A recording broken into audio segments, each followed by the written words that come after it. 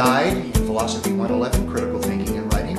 I am Mark McIntire, your professor. And by now you've had a chance to look at our teaching website, markmcintire.com. Once there, you probably clicked on the syllabus icon and the exams and the term papers and the essays, and you've pretty much made yourself familiar with what's expected of you in the class.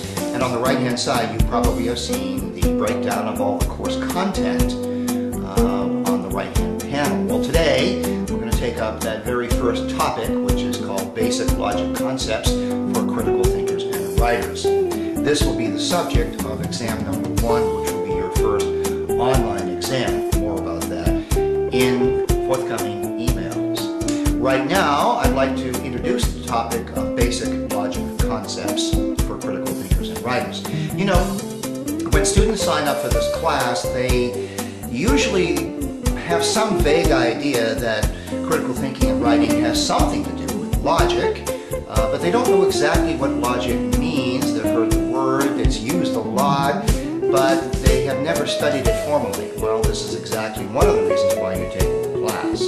Very simply, logic is the formal study of the inferences that human beings make in the process called reasoning. Now, when we do it correctly, when we mess it up and we don't do it correctly, and developing the skill to tell the difference between correct and incorrect reasoning, that's really the advantage and the skill of logic. All of us have logical skills, but biases, prejudices get in our way. Emotion is a big impediment to thinking logically, as we probably have already figured out.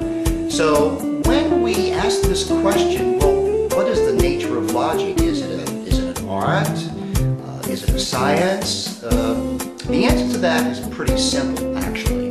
When logic reveals reliable and verifiable principles of reasoning, then I think it's probably fair to say that logic is a science. However, when logic reveals strategies and techniques about how to formulate inferences in any academic discipline on any topic, or how to refute arguments, either our own, which is difficult, or the arguments of others, again, on any topic in any academic discipline, when logic reveals those kinds of strategies and skills, then I think it's fair to say that logic can be considered as an art.